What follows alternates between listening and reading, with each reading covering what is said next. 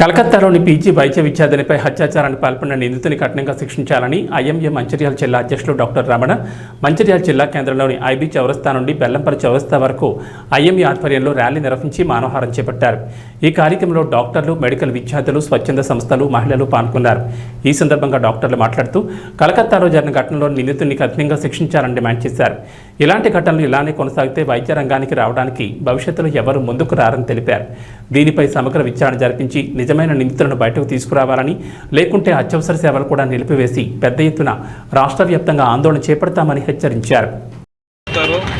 అక్కడ ఇల్లు కానీ దేశం కానీ సుభిక్షంగా ఉంటుంది.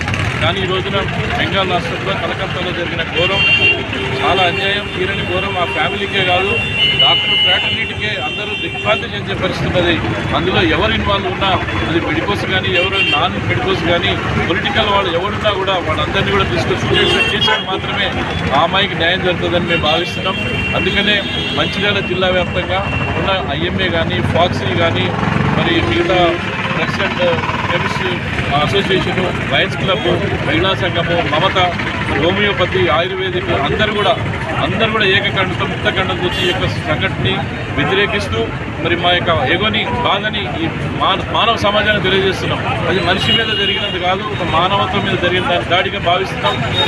సభ్య సమాజంలో ప్రతి ఒక్కరు కూడా దీని మీద సాగుతూ ఆలోచించి శిక్ష పడే వరకు ప్రతి ఒక్కరు రెస్పాండ్ అవ్వాలని కోరుకుంటున్నాం. గత వారం కలకత్తా నగరంలో నడిబొడ్డులో ఉన్నటువంటి ఆర్జికర్ మెడికల్ కాలేజీలో ఒక వైద్య విద్యార్థినిపై లైంగిక దాడి జరగడమే కాకుండా హత్య గావించబడింది. ఇట్లాంటి దుర్ఘటన వైద్య చరిత్రలో కానీ, మరి తర్వాత భారతదేశ చరిత్రలో కానీ ఇంతకుముందు ఎప్పుడు జరగలేదు. దీన్ని దేశం మొత్తం నిరసన తెలియజేయడమే కాకుండా ప్రపంచవ్యాప్తంగా కూడా దీనికి ప్రొటెస్ట్ చేయడానికి మరి నిరసన తెలియజేస్తున్నారు. డాక్టర్స్, ఐఎంఏ ప్రభుత్వానికి ఎన్నోసార్లు విన్నవించుకోవడం జరిగింది, మెమోరాండమ్స్ ఇవ్వడం జరిగింది. చర్యలు తీసుకుంటాం, రక్షణ కల్పిస్తామని వాగ్దానాలు చేయడమే కానీ ఇప్పటివరకు ఎటువంటి చర్యలు తీసుకోలేదు. ఇప్పుడు 89% ఇప్పుడు మహిళలే ఈ వృత్తిలోకి వస్తున్నారు. అన్ని స్పెషాలిటీస్లో కూడా వాళ్ళు ఉండటం జరుగుతున్నది. అయితే ఇట్లాంటి పరిస్థితులు, ఇట్లాంటి అత్యాచారాలు కింద జరుగుతున్నట్టయితే మహానగరాలలోని నడిబొడ్డులలో ఉన్నటువంటి మెడికల్ కాలేజీలో ఇక్కడ జరుగుతున్నట్టయితే మారుమూల ప్రాంతాలకు వీళ్ళు ఏ విధంగా పోయి వైద్య సేవలు అందిస్తారని మేము ప్రభుత్వాన్ని ప్రశ్నిస్తున్నాం. ఇంకా మెడికల్ కాలేజ్ ఇస్తామంటున్నారు, ఇచ్చి ఏం చేస్తారు? దాంట్లో సరైన స్టాఫ్ లేరు, భద్రత లేదు. కనీసం లేడీ డాక్టర్స్కు, డ్యూటీ డాక్టర్స్కు ప్రత్యేకమైన వాష్రూమ్సే కానీ, డాక్టర్స్ రెస్ట్ రూమ్సే కానీ లేకపోవడం అనేది ఎంతో విచారం. వాళ్ళు ఒక్కొక్కరు 24 గంటలు, 36 గంటలు అక్కడే హాస్పిటల్లో పట్టుకొని ఉంటా ఉంటారు. అట్లాంటిలో కూడా మీరు సదుపాయాలు కల్పించకుండా ఇంకా డాక్టర్లు మీదే ఒత్తిడికి ఇవ్వడానికి ప్రయత్నం చేస్తున్నారు.